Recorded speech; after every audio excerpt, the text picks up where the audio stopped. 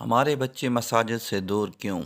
چھوٹا بچہ گھر میں جب امی اور ابو کو نماز پڑھتے ہوئے دیکھتا ہے تو اس کے دل میں بھی ویسا کرنے کی خواہش جنم لیتی ہے۔ وہ بغیر کہے مصلی کے ساتھ آ کر کھڑا ہو جاتا ہے، رکوع اور سجود کی نقل اتارتا ہے، بالکل سنجیدگی کے ساتھ ویسا ہی کرتا ہے جیسا وہ کرتے ہوئے دیکھتا ہے۔ پھر وہ اپنے ابو کو مسجد میں جاتے دیکھتا ہے، وہ بھی چاہتا ہے کہ میں بھی ان کے ساتھ وہاں جاؤں، اور بغیر کہے وہ پیچھے پیچھے مسجد چلا جاتا ہے۔ کبھی گھر سے کوئی بھی نہ جائے تو وہ خود مسجد پہنچ جاتا ہے۔ وہ دیکھنا چاہتا ہے کہ یہاں آ کر لوگ کیا کرتے ہیں، یہاں لوگ جمع کیوں ہوتے ہیں۔ وہ مسجد آتا ہے لیکن اسے مسجد کے آداب کا علم نہیں ہوتا۔ وہ یہاں بھی گھر کی طرح دوڑتا بھاگتا ہے، شرارتیں کرتا ہے، کبھی اس صف میں جاتا ہے، کبھی دوسری صف میں، کبھی وضو خانے پر آ کر دوسروں کی طرح منہ ہاتھ دھوتا ہے۔ وہ بھی ٹونٹی کھولتا ہے اور ویسا کرنے کی کوشش کرتا ہے۔ ضرورت سے زیادہ ٹونٹی کھول بیٹھتا ہے، کافی دیر تک ہاتھ پاؤں دھوتا رہتا ہے کیونکہ اسے ایسا کرنے میں مزہ آتا ہے، اسے اچھا لگتا ہے۔ وہ بھی دوسروں کی طرح بڑے بڑے کام کرنا چاہتا ہے اور وہ ان تمام کاموں میں بالکل سنجیدہ ہوتا ہے، دل سے کرتا ہے، اپنی طرف سے ٹھیک کرنے کی کوشش کرتا ہے اور دل میں خوشی محسوس کرتا ہے۔ لیکن کوئی بابا جی اسے وضو خانے پر جھڑکتے ہیں، او ادھر کیا کر رہے ہو؟ اتنا زیادہ ٹونٹی کیوں کھولی ہے؟ اتنی دیر سے پانی ضائع کر رہے ہو؟ چلو اٹھو، دفع ہو جاؤ یہاں سے۔ بعض اوقات تو ہاتھ سے پکڑ کر گھسیٹ کر اسے وہاں سے نکال دیتے ہیں۔ بعض بابے اسے کھینچ کر مسجد سے نکال دیتے ہیں۔ بعض مساجد کے بزرگ تو بچوں کو دیکھتے ہی ان کے پیچھے پڑ جاتے ہیں، اور جب تک وہ مسجد سے نکل نہیں جاتے یا ان کی مرضی کے مطابق ٹک کر نہیں بیٹھتے انہیں چین نہیں آتا۔ کچھ نمازی تو ایسے ہیں کہ بچے دیکھ کر ہی غصے میں آ جاتے ہیں۔ صف میں بیٹھے دیکھا تو قمیض سے پکڑ کر پیچھے کر دیا، کسی بچے کو باتیں کرتا دیکھا تو جا کر ایک تھپڑ لگا دیا۔ بدتمیز، یہ مسجد ہے، چپ کرو۔ وہ نماز پڑھتے ہوئے ہل رہا تھا تو نماز کے دوران یا بعد میں سر عام تذلیل کر دی جاتی ہے۔ جہاں دو تین بچے اکٹھے بیٹھے باتیں کرتے یا ہنستے دیکھتے، فوراً انہیں مسجد سے باہر نکال دیا جاتا ہے کیونکہ مسجد کا ماحول خراب ہوتا ہے۔ وہ قرآن پکڑتا ہے تو چھین لیا جاتا ہے کہ چھوٹا بچہ ہے، قرآن پھاڑ دے گا۔ کوئی بچہ صاف ستھرا نہیں، تب بھی دھکے دے کر مسجد کے دروازے پر کر دیا جاتا ہے۔ دوران تراویح بچے لمبی نماز سے تھک کر بیٹھے یا ساری تراویح پڑھنے کی بجائے کوئی پڑھ لی کوئی چھوڑ دی تو اس پر کوئی صاحب انہیں گھوریں گے، منہ بنائیں گے، باتیں سنائیں گے، کوئی بازو سے پکڑ کر یا جھپٹ کر اسے زبردستی نماز میں کھڑا کریں گے، یا کہیں گے نہیں نماز پڑھنی تو مسجد سے دفع ہو جاؤ، یا اے سی والے حال سے نکال کر گرم صحن میں بھیج دیا جاتا ہے۔ یہی صورتحال خواتین کے حال میں بچیوں کے ساتھ ہوتی ہے۔ ان سب درشت رویوں، گرم لہجوں، سخت غصے والے مزاجوں اور بچوں کی بے عزتی کرنے، ڈانٹ ڈپٹ کرنے اور مارنے کا نتیجہ کیا نکلتا ہے؟ انہیں گھورنے، مارنے کے لیے دوڑنے اور گھسیٹنے کا انجام کیا ہوتا ہے؟ ہماری مساجد بچوں سے خالی رہتی ہیں، حالانکہ انہی بچوں نے تو کل جمع ہو کر پختہ نمازی بننا تھا، لیکن افسوس، افسوس ان غنچوں پر جو بن کھلے مرجھا گئے۔ دوسرا سبب مساجد کے قاری صاحبان ہیں کہ جن کے پاس بچے سپارہ قاعدہ پڑھنے آتے ہیں۔ اب یہاں بھی نظم و ضبط کا عظیم مسئلہ سامنے آتا ہے۔ کسی بچے کے پڑھنے کی غلطی نکلی نہیں اور ٹھا کر کے ڈنڈا، مکہ یا چپت اس کے جسم پر لگی نہیں۔ خوف اور جبر کا ماحول، ہر غلطی پر سزا، ہر بار سبق یاد نہ ہونے پر بے عزتی اور مار کٹائی، یا کم از کم سر عام انعام۔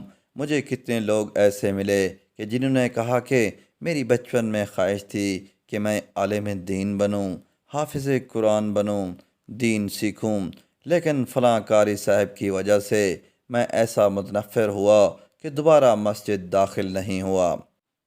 میں نے فلاں بچے کی خوفناک پٹائی دیکھی، پٹائی لگتے دیکھی اور میں وہاں سے بھاگ گیا۔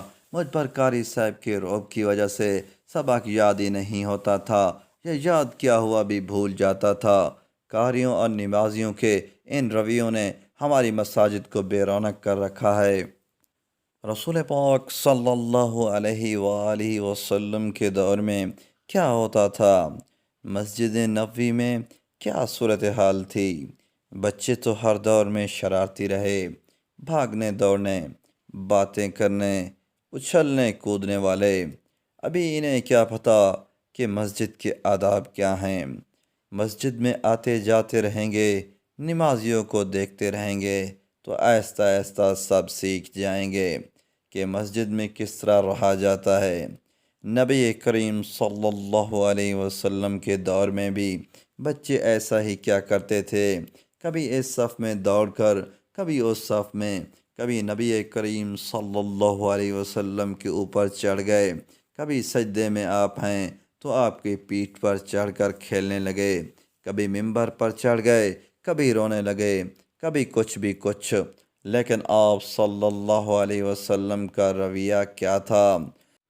سر سجدے میں ہے، تمام صحابہ کرام بطور مقتدی بھی سر مسجود ہیں، سجدہ طویل ہو گیا، طویل سے طویل تر۔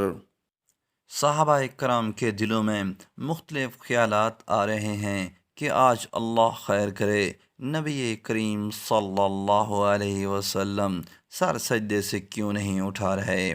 بہت دیر بعد سر اٹھایا، نماز مکمل کی، سلام پھیرا، صحابہ کو متفکر پایا تو فرمایا، بات دراصل یہ تھی کہ ایک بچہ میری پیٹھ پر چڑھ کر کھیلنے لگا، میں نے اسے اتارنا مناسب نہیں سمجھا، جب وہ خود ہی اترا تو پھر میں نے سر اٹھایا۔ کتنی عزت، کتنا احترام مسجد میں نماز کے دوران بھی ایک بچے کے کھیل یا اس کی شرارتوں کا، بچے کے رونے کی آواز آتی تو آپ صلی اللہ علیہ وسلم نماز مختصر کر دیا کرتے تھے، لیکن یہ کبھی نہیں کہتے کہ لوگوں اپنے بچوں کو مساجد میں نہ لایا کرو، اس سے ہماری نمازیں خراب ہوتی ہیں۔ کیا ہماری نماز کا خشوع و خضوع نبی کریم صلی اللہ علیہ وسلم یا صحابہ کرام کی نمازوں سے زیادہ ہے کہ جو کسی بچے کی آواز پر فوراً خراب ہو جاتا ہے؟ بلکہ آپ تو لوگوں کو کہتے کہ عورتوں کو مساجد میں آنے سے نہ روکو، اب عورتیں آئیں گی تو ان کے ساتھ بچے بھی آئیں گے اور وہ ہنسیں گے بھی، روئیں گے بھی۔ تو پھر کیا کیا جائے؟ برداشت کیا جائے، اپنے اندر صبر و تحمل پیدا کیا جائے، لیکن ہم جوں جوں پہلی دوسری صف کے پختہ نمازی بنتے جاتے ہیں، ہمارا مزاج اتنا ہی سخت ہوتا چلا جاتا ہے، اتنا ہی تکبر آ جاتا ہے، مزاج گرم ہو جاتا ہے۔ یہ کیسی عبادت ہے؟ اس کا نتیجہ تو دل کی نرمی کی صورت میں نکلنا چاہیے، اچھے اخلاق، نرم گفتگو، بچوں سے محبت کی شکل میں ظاہر ہونا چاہیے۔ ہونا تو یہ چاہیے کہ ہم بچوں کو مساجد میں آنے کی ترغیب دیں، کوئی بچہ مسجد آئے اس کا استقبال کریں، اسے گلے لگائیں، اسے بوسہ دیں، اسے اتنی محبت، اتنا پیار، اتنی عزت و احترام دیں کہ اسے لگے کہ دنیا میں اس سے بہترین جگہ کوئی نہیں، ایسے اعلیٰ لوگ کہیں نہیں۔ اس کی شرارتوں، غلطیوں، باتوں، اچھلنے کودنے کو برداشت کریں اور کبھی سمجھائیں تو علیحدگی میں نرمی اور شفقت سے، اس طرح کہ اس کی عزت نفس محفوظ رہے۔ غصے کی بجائے مسکرائیں اور انہیں دیکھ کر اپنے بچپن کو یاد کریں کہ ہم سب بھی ایسا ہی کیا کرتے تھے۔ دوستوں، بچے شیطان نہیں ہوتے، بلکہ یہ اللہ کی نشانیوں میں سے ایک نشانی ہے۔ معصوم ہوتے ہیں، گناہوں سے پاک، لیکن ناتجربہ کار ہوتے ہیں۔ وہ ہمیں دیکھ کر کچھ سیکھنا چاہتے ہیں، وہ آگے بڑھنا چاہتے ہیں، وہ ان مساجد سے جڑیں گے تو کل زندگی کے کسی بھی شعبے میں جائیں گے تو مساجد کو اعلیٰ مقام دیں گے، مساجد کے اماموں قاریوں کو عزت دیں گے، علماء اکرام کا احترام کریں گے، بلکہ خود بھی عالم بنیں گے۔ وہ دنیا کے دیگر اداروں کی بجائے مساجد کو بنیادی مقام دیں گے۔ دوستو، اکثر بچوں کو تو کئی سال اور بڑا ہونے پر علم ہوتا ہے کہ انہوں نے کیا غلطی کی تھی جس کی وجہ سے انہیں مسجد میں بے عزت کیا گیا۔ حقیقت یہ ہے کہ جس وقت بچوں کے ساتھ ایسا سلوک ہوتا ہے تو وہ بے خبر ہوتے ہیں کہ انہوں نے کیا غلط کیا، نہ ہی انہیں کوئی سمجھاتا ہے۔ ایک دو بار سمجھانا بھی کافی نہیں، بلکہ 10 بار سمجھانا بھی نہیں، بس اپنے عمل اور ماحول سے سمجھائیں، وہ خود بخود اندازہ لگائیں کہ یہاں کا ماحول مختلف ہے اور یہاں مجھے کیسے آنا جانا ہے اور کیا کس طرح کرنا ہے۔ نبی کریم صلی اللہ علیہ وسلم نے بچے تو درکنار کسی بڑے انسان کے مسجد میں پیشاب کرنے کو بھی برداشت کیا اور لوگوں کو اسے مارنے یا ڈانٹنے سے منع کیا۔ پھر اسے بلا کر شفقت سے سمجھایا کہ مساجد نماز کی ادائیگی کے لیے ہوتی ہیں، نہ کہ ایسے کاموں کے لیے۔ وہ اس سلوک سے اتنا متاثر ہوا کہ فوراً کلمہ پڑھ کر مسلمان ہو گیا۔ کیا آج ہم کسی غیر مسلم کے لیے اپنی مساجد میں اتنی برداشت اور حوصلہ رکھتے ہیں؟ کم از کم مسلمان بچوں کے لیے تو پیدا کریں۔ میرے خیال میں تو بچے مساجد میں اگر پیشاب یا پاخانہ بھی کر دیں تو اس پر ہنگامہ کھڑا نہ کریں اور نہ ہی ان کے والدین کو شکایت لگائیں کہ انہوں نے بچوں کو مسجد میں کیوں بھیجا۔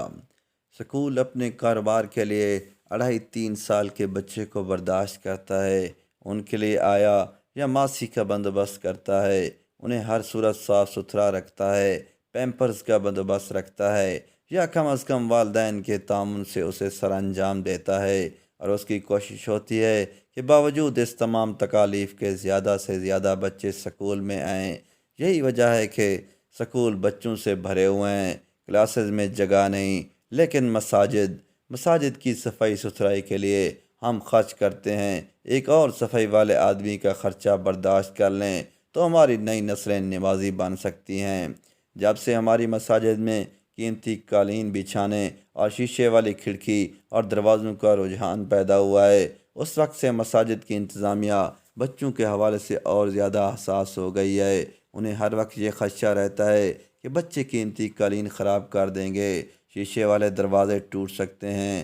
ہم یہ سوچ لیں گے بچے زیادہ قیمتی ہیں یا قالین، بچوں کی تربیت زیادہ ضروری ہے یا شیشوں والے دروازوں کی حفاظت۔ آئیے مساجد اور اپنے دلوں کے دروازے بچوں کے لیے کھول دیجئے، یہی ہماری ذمہ داری ہے۔ دوستو، اس طرح کی مزید ویڈیوز کے لیے چینل کو سبسکرائب کریں۔